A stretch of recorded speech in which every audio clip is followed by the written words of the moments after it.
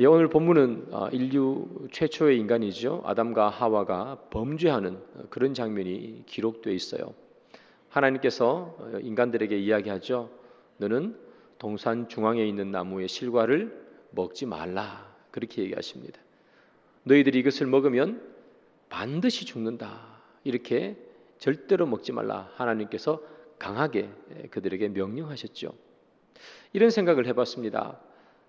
먹으면 죽을 것, 그 위험한 것을 왜 하나님께서는 동산 중앙에 한가운데 떡하니 만들어 놓으시고 못 먹게 하시는가? 꼭 놀리는 것 같은 느낌도 들고요. 동산 중앙에 만들어 놓고 먹지 말라고 하니 왜 그렇게 하시는가 하는 생각을 해봅니다. 그게 그렇게 위험한 것 같으면 멀리 치워놓거나 안 보이는 곳에 꽁꽁 숨겨놓거나 그렇게 하시면 될 걸 그 중앙에 만들어 놓고 왜 먹지 말라고 하시는가? 하나님께서 그렇게 하시는 이유는요, 사람이 하나님을 향해서 사람과 하나님의 관계가 어떤 것인지 그 동산의 중앙에 있는 나무를 보고 늘 생각하라고, 하나님과의 관계가 어떤 건지 생각하라고 그렇게 주신 거죠. 여러분, 엄마가 아이들을 먹기 위해서 주전자에다가 물을 이렇게 끓였습니다. 엄마가 아이에게 말합니다. 너 저기 주전자에 손대면 안 돼. 주전자 끓여놨으니까 손대면 손 다치니까 손대지 마라. 이렇게 얘기했습니다. 그러면 아이가 해야 되는 것은 뭐죠? 엄마의 말을 믿고 주전자에 손 안 대면 되는 거죠. 왜? 엄마가 한 말이기 때문에. 뭐 옆집 아저씨도 아니고 모르는 사람도 아니고 나의 엄마가 한 말이기 때문에 저기에 주전자에는 뜨거운 물이 지금 들어가 있구나. 안 만지면 되는 거예요. 엄마가 아이에게 이야기하는 이유는 뭐냐면 엄마의 말을 믿고 따르라는 거죠. 그냥 그렇게 하면 되는 거예요. 엄마는 아이에게 이해를 요구하지 않았습니다. 엄마의 말을 그냥 믿으면 되는 거예요. 아담과 하와도 마찬가지입니다. 하나님께서 동산 중앙에 있는 그 나무의 실과를 먹지 말라 하면 반드시 죽을 것이라 이렇게 얘기하면 저건 먹으면 죽는구나. 하나님께서는 나의 아버지 되시고 나를 만드신 분이기 때문에 하나님의 말을 믿고 신뢰하고 내가 그걸 안 먹이면 되는구나. 그래서 안 먹으면 되는 거예요. 하나님이 사람에게 그냥 하나님의 명령을 따르라. 그 말을 믿으면 된다는 거지 이해를 구한 적이 없다 이 말이죠. 그런데 오늘 본문에 보면 아담과 하와는 선악과를 따먹어 버리는 거예요. 하나님께서 먹으면 반드시 죽는다 이렇게 이야기했는데 그 말을 신뢰하는 것이 아니라 뱀이 꿰는 그 말에 마음이 넘어가 버리는 거예요. 그렇게 되면 어떻게 되느냐? 하나님과 인간 사이의 관계가 깨어져 버리는 거예요. 하나님은 인간을 만드시고 하나님과 인간의 관계는 만든 분과 만들어진 사람, 피조물과 조물주의 관계 속에 놓여 있는데 사람이 그것을 파기해 버린다는 말이에요. 난 그거 싫은데 나는 먹어봐야 되겠어. 그 말을 듣기 싫다는 이야기예요. 그래서 먹어버리는 거죠. 여러분, 인간이 선악과를 따먹는 가장 결정적인 이유는 뭐냐 하면 바로 이런 거죠. 하나님의 말씀을 듣는 그런 것보다 나는 내 마음대로 하고 싶다는 거예요. 내 마음대로. 하나님은 인간에게 뭘 요구합니까? 따먹으면 죽어. 먹지 마. 아버지가 얘기했기 때문에 안 먹어야지. 믿음을 요구했다 이 말이죠. 그런데 인간은 믿음으로 반응하는 것이 아니라 내가 왜 그렇게 해야 될까? 그 동산 중앙에 있는 열매를 보면 먹음직도 하고 보암직도 하고 먹기에 탐스러운 것 같은데 아무리 봐도 그거 먹으면 죽을 것 같지 않는데 왜 내가 하나님의 말을 들어야 되는가? 내가 먹어보면 되지 않나? 먹어보고 판단하면 되지 않나? 하나님의 말씀을 따르는 것이 아니라 자기 생각, 자기 판단을 내 스스로 하고 싶다는 생각, 그 생각이 선악과를 따먹게 되는 배경이 되는 거죠. 그런데 이 사람의 생각에 불을 지펴서 진짜로 따먹게 해버리는 그런 원인이 하나 있습니다. 그 말은 마귀가 한 말 한마디인데요. 창세기 3장 5절이죠. 너희가 그것을 먹는 날에는 너희 눈이 밝아져 하나님과 같이 되어 선악을 알 줄 하나님이 아심이라. 마귀가 뭐라고 얘기합니까? 너 이 선악과를 따먹으면 하나님같이 된다는 거예요. 따먹으라는 거예요. 지금 이제 두 가지가 대립하고 있습니다. 이 선악과를 먹으면 정령 죽으리라, 죽는다는 말과 이 선악과를 먹으면 하나님처럼 돼 하는 하나님처럼 된다는 이 두 개가 지금 대립하고 있고 서로 이렇게 경쟁하고 있는 거예요. 뭘 어떻게 해야 되는가? 이거를 먹고 죽을 것인가? 아니면 이걸 먹고 하나님처럼 될 것인가? 어떤 것이 나에게 더 좋은 것인가?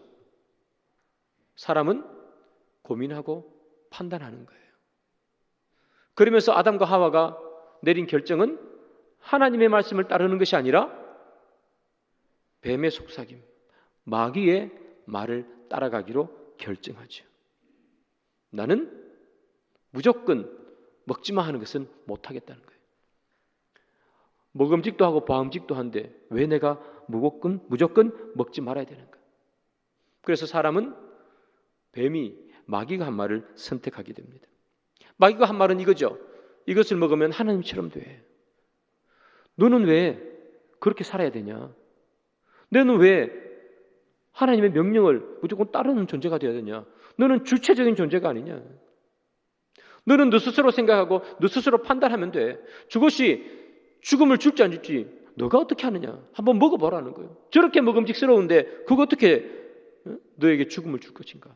너가 판단할 수 있잖아 하는 마귀의 속삭임을 사람은 따라가게 되는 거죠. 그래서 여러분, 마귀가 또 하는 말이 뭐냐면 이런 말이에요. 저 본문에 보면 이렇게 되어 있죠.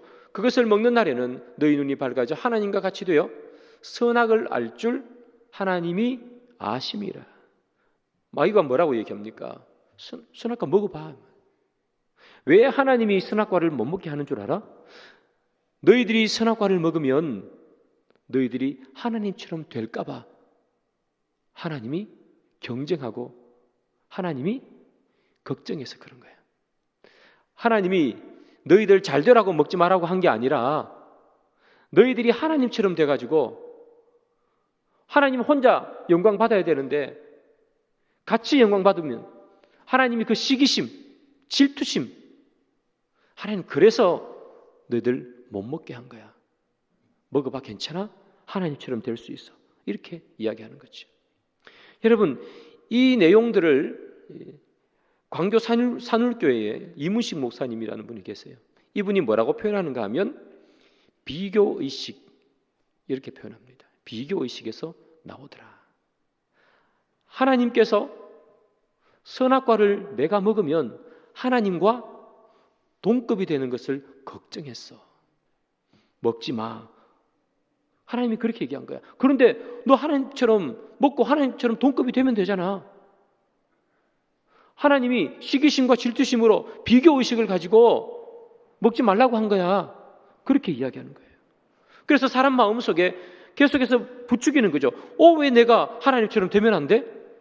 내가 왜 그분보다 열등해야 돼? 내가 왜 그 사람의 말을 들어야 돼? 하나님과 사람을 비교하고 사람을 비교의식에 두게 되는 거죠. 그런데 여러분, 이 비교의식은 어디에서 나왔는가? 비교의식의 시작은 자기사랑, 자기애라고 합니다.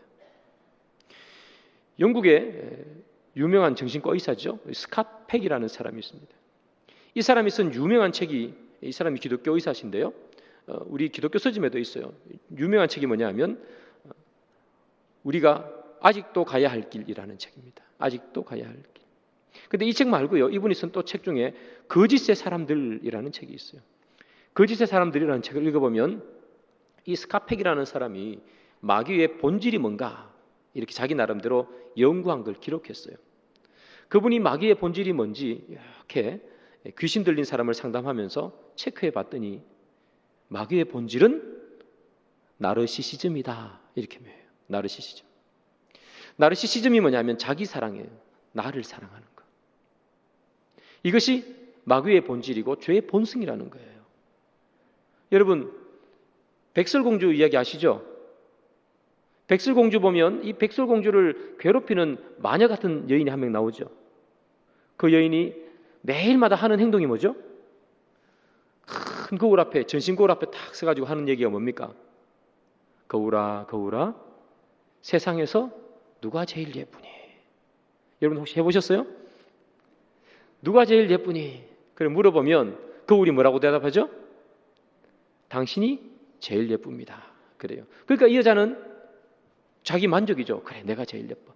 늘 매일매일마다 그걸 확인하는 거예요. 그래서 매일매일마다 거울아 누가 제일 예쁘니? 당신이 제일 예쁩니다. 자기애예요. 자기 사랑. 그 사람은 자기 사랑으로 살아가는 사람이죠. 그런데 어느 날 물어요. 거울아 이 세상에서 누가 제일 예쁘니? 그러니 거울이 뭐라 그러죠? 백설공주 이렇게 얘기하는 거예요. 그러니까 이 여자가 기분이 나빠졌어요. 아니, 나보다 더 예쁜 여자가 이 세상에 있다고? 비교 의식이에요. 나보다 더 예쁜 여자는 이 세상에 있으면 안 돼. 있을 수가 없어. 그런 여자들은 이 세상에서 다 없애버려야 돼. 그래가지고 사과에다가 독을 넣어가지고 그렇게 백설공주를 죽이려고 하지 않습니까? 그 예쁜 백설공주를. 그래서 결국은 실패하게 되죠. 이 여인이 한 얘기가 뭡니까? 백설공주를 죽이려고 했던 그것은 어디에서 나오느냐? 첫 번째는 자기 사랑이에요. 내가 제일 예쁘다는 거예요. 두 번째 비교의식이죠. 자기보다 예쁜 여인은 있을 수가 없다. 그래서 이 스카펙이 말하는 마귀의 본성이 뭐냐? 자기애다. 나리시시즘이다. 이렇게 얘기하는 거예요. 여러분 아담과 하와를 봐도 그래요. 아담과 하와 자기애가 있는 거예요. 나는 왜 하나님처럼 되면 안 돼 하는 거예요. 왜 내가 그분의 말을 들어야 돼? 하나님은 믿어주기를 바라는데. 그리고 나도 하나님처럼 되고 싶어. 비교의식이에요. 그러면서 그는 하나님의 말씀을 어기고 선악과를 따먹게 됩니다. 사랑하는 여러분, 마귀는요 우리에게 비교의식을 통해서 죄를 심어줄 때가 있습니다. 우리가 주로 남을 비난하고 남을 욕하는 근거는 어디에서 있나요? 그 근거는 나는 그래도 너보다는 낫다는 마음이 우리 속에 있어서 우리는 남을 비난해요. TV를 보면 흉악범들이 나오죠. 살인자들 이야기도 나옵니다. 요즘 보면 또 성폭행하는 이야기도 많이 나옵니다. 우리가 그런 사람들을 보면서 손가락질하고 어떻게 살인할 수가 있어 이렇게 이야기하는 이유는 어디에 있을까요? 나는 최소한 살인은 하지 않았다는 거예요. 나는 최소한 너처럼 그렇게 성폭행하며 살지는 않았다는 거예요. 그래서 우리는 손가락질하고 욕하는 거예요. 나는 그래도 너보다 낫다는 거예요. 나는 너랑 비교해서 너보다 나아. 그 부분에서는 만큼은. 내가 완벽하게 깨끗하게 살지 못했지만 나는 그래도 너처럼 사람 죽인 짓은 안 했어. 그런 마음들이 우리에게 있는 거예요. 교회도 똑같습니다. 여러분. 사회도 마찬가지고 가정에서도 마찬가지예요. 우리가 누군가를 비난하고 욕할 때는 다 그 속에 무엇이 들어가 있어요? 나는 너보다 낫다는 거예요. 그래서 우리는 가끔씩 이야기해요. 야, 저 기도 안 하더라. 기도 좀 해라. 그 말을 하는 이유는 뭡니까? 나는 그래도 너보다 하는 기도 많이 한다는 비교 우위의식이 거기 들어가 있는 거예요. 진짜 너 성경 안 읽을래? 나는 저 사람 왜 성경 안 읽는지 모르겠어. 저라고도 교회 다니는 사람이라고 말할 수 있어? 이렇게 비난하는 이유는 우리가 그래도 너보다는 성경을 나는 많이 읽는다는 그 마음속에 내 마음이 있기 때문에 우리는 누군가를 비난하고 판단하고 험담하는 거예요. 최소한 너보다는 낫다는 거예요. 내가 완벽하게 살지는 못하지만 내가 그래도 너보다는 나 하는 이 마음이 사람을 비난하게 만드는 거예요. 그래서 여러분 기억하셔야 됩니다. 우리 마음속에 그런 마음이 들어올 때는 이것은 마귀가 주는 마음이다. 사람이 내 눈에 부족한 것이 보일 때는 성경이 말하는 건 그거죠. 부족한 것이 많이 보이는 사람에게는 가서 격려하고 그 사람이 올바로 쓸 수 있도록 가르치고 훈련시키고 세워주고 기도하라고 얘기했지, 부족한 사람을 보면서 비난하라고 성경은 한 적이 한 번도 없어요. 내가 저 사람보다 좀 더 낫다는 생각, 그 생각이 들어오는 순간 우리는 비교하게 되고 우리는 남을 정죄하게 됩니다. 그래서 바울이 이렇게 얘기해요. 빌립보서 2장 2절과 3절이죠. 마음을 같이하여 같은 사랑을 가지고 뜻을 합하여 한 마음을 품어 아무 일에든지 다툼이나 허영으로 하지 말고 오직 겸손한 마음으로 각각 자기보다 남을 낮게 여기고. 바울이 하는 이야기가 뭡니까? 자기보다 남을 낮게 여기라는 거예요. 다른 사람이 나보다 뛰어나다라고 그렇게 인정해 주라는 얘기예요. 그 반대로 내가 남보다 낫다고 생각하는 순간 비교하게 되고 정죄하게 된단 말이에요. 그렇게 되면 어떻게 되는가? 한 마음을 품으라고 돼 있죠. 한 마음을 못 품게 되는 거예요. 한 마음을 품어 하나로 달려나가기 위해서는 뭐 해야 된다? 남을 나보다 낫게 여겨야 된다는 거예요. 그런데 내가 남보다 낫다고 여기면 우리는 겸손해질 수가 없고 비난하게 되고 비교 우위에 접하게 되고 내 사랑이 나타나게 되고 한 마음은 다 깨져버려요. 그래서 여러분, 가정이 됐든 교회가 됐든 여러분이 사회가 되었든 우리가 기억해야 되는 것은 바로 이거예요. 남보다 나를 낮게 여기는 것, 남이 나보다 낫다고 생각해 주는 것. 그 마음이 우리 속에 있을 때 그때 여러분들의 가정도 우리의 교회도 여러분들 있는 사회도 아름다워지는 거예요. 그렇지 않고 내가 비교 우위의 의식을 가지고 있으면 모든 것은 다 깨어집니다. 왜냐하면 거기서 정죄가 나오기 때문이에요. 여러분, 아담과 하와가요 하나님처럼 되고 싶었어요. 왜 나는 안 돼? 자기의 비교 의식이 막 발동했어요. 그러니까 선악과를 먹게 되죠. 선악과를 딱 먹었을 때 이 아담과 하와에게 제일 먼저 나타나는 현상이 뭘까? 창세기 3장 7절이죠. 이에 그들의 눈이 밝아져 자기들이 벗은 줄을 알고 무화과 나무 잎을 엮어 치마로 삼았더라. 선악과를 먹고 나자마자 제일 먼저 드러나는 현상은 눈이 밝아졌어요. 눈이. 여러분, 눈이 밝아져서 무슨 일이 일어났을까요? 벗은 줄을 알고죠. 상대방이 벗은 걸 먼저 본단 말이에요. 기껏 눈이 밝아져 눈 떴더니 보는 게 뭐예요? 상대방의 부끄러운 모습, 상대방의 약한 모습을 먼저 보더라는 거예요. 아담, 하와를 제일 먼저 봤을 때 이렇게 얘기하죠. 당신은 내 뼈 중에 뼈요, 살 중에 살이라.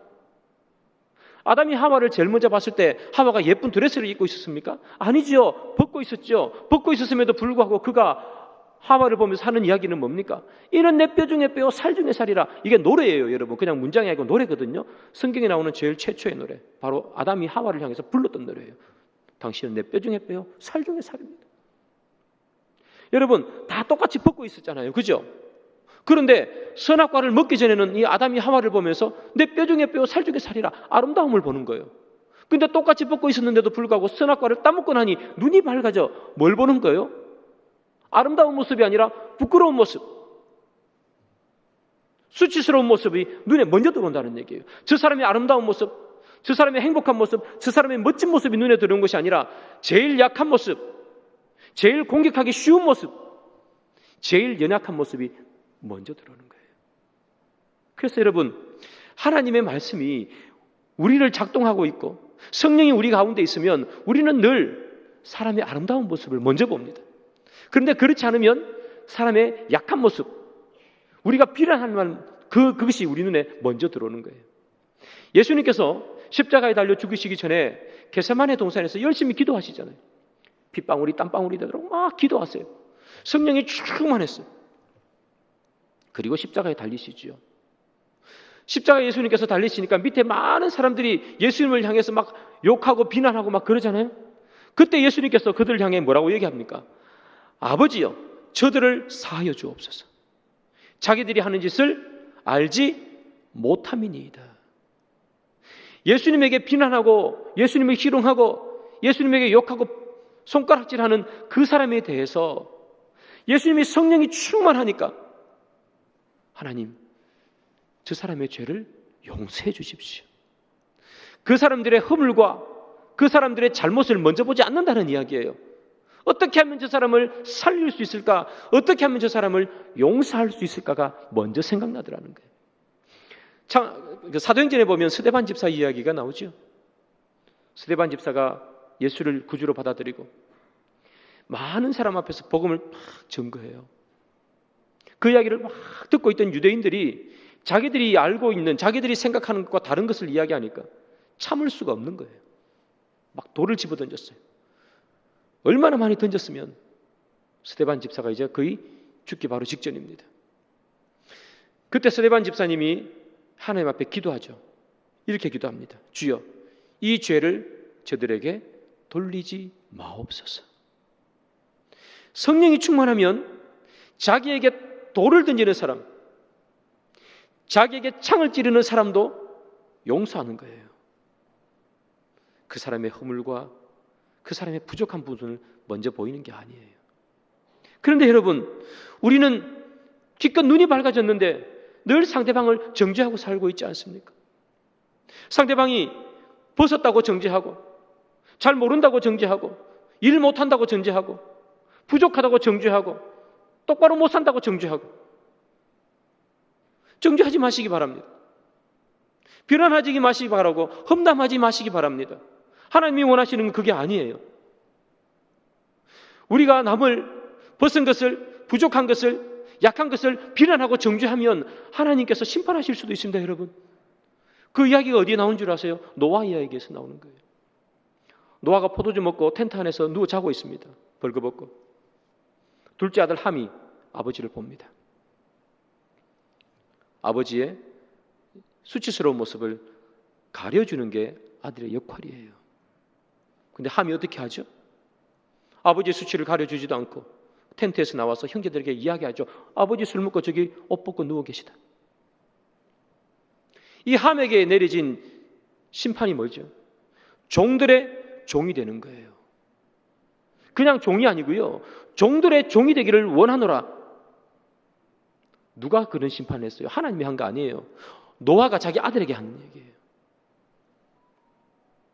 그런데 첫째와 셋째는 어떻게 하죠? 뒤로 이렇게 걸어 들어가죠. 그리고 아버지의 수치를 가려주죠. 축복받잖아요. 사랑하는 여러분, 우리가 왜 성도가 되었는지를 기억하셔야 됩니다. 우리는 서로의 허물을 가리워주고, 서로의 허물을 채워주고, 약한 것을 채워줘 하나로 되기 위해서 하나님께서는 우리를 이 교회에 보내신 거예요. 그래서 교회는 사랑하고 위로하는 것이에요. 사랑해주고 위로받는 곳이에요. 정죄하라고 하나님께서 우리를 이곳에 보낸 게 아니라는 얘기예요. 하나님 없이 눈이 밝아지면 상대방을 정죄할 수밖에 없게 되는 거예요. 다른 사람의 벗은 모습을 보면 가리워주고, 다시는 그 모습이 부끄러운 모습인 것을 이야기해주고, 옷을 입게 다니게 위로해주고 권면하는 게 우리의 역할이라는 거죠. 사랑하는 여러분, 그런 역할들을 다 해낼 수 있는 저와 여러분들이 되기를 축복합니다. 선악과를 먹고 나니요, 이 아담과 하와가 눈이 밝아져가지고 부끄러운 걸 깨닫게 되었어요. 그래서 그들이 뭘 하느냐? 무화과 나뭇잎으로 치마를 만들어 입었어요. 무화과 나뭇잎으로 이렇게 치마를 만들어 입었습니다. 그러니까 그들의 이제 수치가 가려졌어요. 아담과 하와 이 둘 사이에는 무화과 나무 잎으로 치마를 만들어 입으니까 아무런 문제가 없었습니다. 괜찮았습니다. 그런데 여러분, 하나님 앞에서도 괜찮을까요? 무화과 나무 잎으로. 여러분, 사람과 사람 사이에서는 무화과 나무 잎으로 수치를 가리면 가릴 수 있습니다. 사람이 만들어 놓은 법, 이 법이라는 무화과 나뭇잎, 사람이 만들어 놓은 도덕이라는 무화과 나뭇잎으로 사람과 사람 사이에 수치스러운 부분을, 수치를 없애는 게 아니라 수치스러운 부분을 가릴 수 있어요. 그래서 우린 떳떳할 수 있잖아요. 저는 여러분 앞에 도덕적으로 떳떳합니다. 하나의 끄리낌도 없어요. 저는 감옥에 간 적도 없고 누구를 죽인 적도 없습니다. 그래서 나는 떳떳해요, 여러분. 여러분들도 마찬가지잖아요. 세상 법에 따라서 여러분 떳떳한 사람들이잖아요. 그죠? 그런데 하나님 앞에서 과연 떳떳한가 하는 거예요. 세상 앞에 무화과 나무로 치마를 만들어 입었다고, 그렇다고 우리가 내 죄를 가렸다고 해서 하나님 앞에서까지 우리가 떳떳할 수 있는가? 하나님께서 우리에게 요구하는 게 뭡니까? 명령하는 게 뭐예요? 하나님은 우리에게 너 살인하지 마, 너 도둑질 하지 마. 하나님은 그거 우리에게 명령하지 않습니다. 하나님은 우리에게 뭘 명령하는 거예요? 그거보다 높은 차원을 명령하죠. 너 미워하지 마. 너 남의 것을 탐하려는 마음을 품지 마 하는 거예요. 살인하지 마. 물건을 훔치지 마. 이건 나뭇잎으로 가려도 충분히 가릴 수 있어요. 그런데 미워하지 마. 남의 것을 탐하는 마음을 품지 마 하는 것은 나뭇잎으로 못 가린단 말이에요. 우리가 하나님 앞에 서면 나뭇잎으로 가릴 수 있는 거 하나도 없어요. 사람들끼리 있으니까, 옷 입고 있으니까 다 깨끗한 것 같고 다 무결점인 것 같고 실질적으로 세상 앞에서는 아무런 흠이 없어요. 그런데 하나님 앞에 서면 나뭇잎으로 가려서 가려지는 정도가 안 된다는 이야기예요. 아무것도 가릴 수 없어요. 하나님의 엄중한 그 말씀 앞에는 무화과 나뭇잎으로는 우리가 가릴 수 있는 것이 하나도 없고 그저 우리의 추악하고 더러운 죄가 드러날 수밖에 없다는 거예요. 이 하나님 앞에서 누가 감히 당당히 설 수 있고 누가 감히 떳떳이 고개를 들 수가 있겠어요? 나는 무화과 나뭇잎으로 내 앞을 가렸더니 나는 떳떳해. 나는 떳떳하게 살았어. 이렇게 말할 수 있는 사람도 하나님 앞에서는 그 누구도 다른 사람들보다 더 깨끗하다고 말할 수 있는 사람이 한 명도 없습니다. 이런 하나님 앞에서 여러분 우리가 할 수 있는 게 뭔 줄 아세요? 우리가 할 수 있는 게 딱 하나밖에 없어요. 창세기 3장 10절이에요. 이르되 내가 동산에서 하나님의 소리를 듣고 내가 벗었으므로 두려워하여 숨었나이다. 우리가 하나님 앞에서 할 수 있는 건 두려워하는 것밖에 없어요. 사람 앞에서는 떳떳하고 당당할 수 있어요. 나뭇잎으로 가려도 다 가릴 수 있으니까. 그런데 하나님 앞에서는 그게 안 되는 거예요. 뭘 할 수밖에 없다? 두려워할 수밖에 없어요. 왜? 하나님 앞이니까. 여러분, 죄인이 하나님을 만나면 두려워하는 것이 정상입니다. 베드로가요, 게네사렛 호숫가에서 물고기를 막 잡고 있었습니다. 물고기 잡고 있는데 물고기 한 마리 안 잡히네요. 그래서 화가 나서 터덜터덜 이렇게 오고 있는데 예수님께서 뭐라고 그러세요? 깊은 곳에 가서 그물을 던져라. 그 말씀에 의지해서 깊은 곳에 가서 그물을 던졌어요. 물고기를 많이 잡았습니다. 베드로가 이 광경을 보고 예수님에 대해서 생각한 게 있어요. 함께 봅시다. 누가복음 5장 8절. 시몬 베드로가 이를 보고 예수의 무릎 앞에 엎드려 이르되 주여 나를 떠나소서 나는 죄인이로소이다 하니. 베드로가 예수님의 그 기적을 보면서 느낀 게 뭘까요? 이분이 보통 분이 아니구나. 이분이 하나님이구나. 이분이 신이구나 하는 거예요. 인간이 하나님을 만나면 할 수 있는 게 뭐밖에 없다고요? 두려운 것밖에 없어요. 그래서 베드로가 하는 말이 뭐예요? 나를 떠나소서요. 떠나소서. 두려운 거예요. 그래서 이 베드로가 하는 게 뭐예요? 예수의 무릎 아래 엎드려요. 바짝 엎드리는 거예요. 인간이 하나님을 만났으니 할 수 있는 게 뭐밖에 없어요? 바짝 엎드리는 것 외에 뭐가 있어요? 사람과 사람을 만나면 무화과 나뭇잎으로 가렸으니까 떳떳하게 고개 들 수 있지만 하나님을 만나면 이게 안 된단 말이에요. 바짝 엎드리는 것밖에 없어요. 나를 떠나소서. 내가 하나님을 만나니 내가 죽을까 합니다. 이 베드로가 하는 말이 뭐예요? 나는 죄인입니다. 하나님 앞에 자기 스스로가 드러나니 자기에게 보이는 것은 뭐밖에 없어요? 죄밖에 없단 말이에요. 이 베드로가 언제 다른 사람 앞에서 사람과 사람 사이에서 내가 죄인이라고 얘기합니까? 예수님 만나기 전에 그런 얘기 한 적이 없어요. 예수님을 만나고 나니까, 하나님을 만나고 나니까 자기의 죄가 생각나는 거예요. 그래서 하나님을 만나니 죄인은 두려운 거예요. 두려우니 할 수 있는 건 뭐밖에 없는 거예요? 바짝 엎드리는 것밖에 없어요. 아담이 뭐라고 그래요? 내가 벗었으므로 두려워하여. 이렇게 얘기하잖아요. 여러분, 우리가 하나님을 제대로 만나면 우리가 할 수 있는 것이 하나님 앞에 엎드리는 것밖에 없습니다. 왜? 나의 부족함이 나뭇잎으로 가릴 수 없기 때문에. 그런데 우리가 이 하나님을 만나고서도 고개를 빳빳하게 들고 누군가를 정죄하고 누군가를 비난하고 뒤에 돌아가서 누군가를 험담하고 지내고 있다면 우리는 하나님을 제대로 만나지 못한 거예요. 감히 하나님을 제대로 만나면 내 죄가 생각나서 감히 그 얘기를 할 수가 없는 거예요. 여러분, 하나님을 만나면 두려워해야 된다. 너무 부정적인 것 아닌가 이렇게 생각할 수 있습니다. 그러나 그렇지 않습니다, 여러분. 두려움이 크면 클수록 그 우리의 잘못, 무화과 나뭇잎으로 가릴 수도 없는 그 잘못을 해결해 주신 하나님에 대한 용서와 사랑은 더 커지기 때문이에요. 하나님을 향한 신적 두려움이 커지면 커질수록 나의 죄를 용서해 주신 하나님에 대한 사랑은 더 커지는 거예요. 여러분, 그래서 성경은 이렇게 얘기하잖아요. 예수님께서 비유합니다. 50데나리온이 있는 사람이 있고 500데나리온 있는 사람이 있다. 누가 더 똑같이 탕감받으면 더 기뻐하겠느냐? 500데나리온이죠.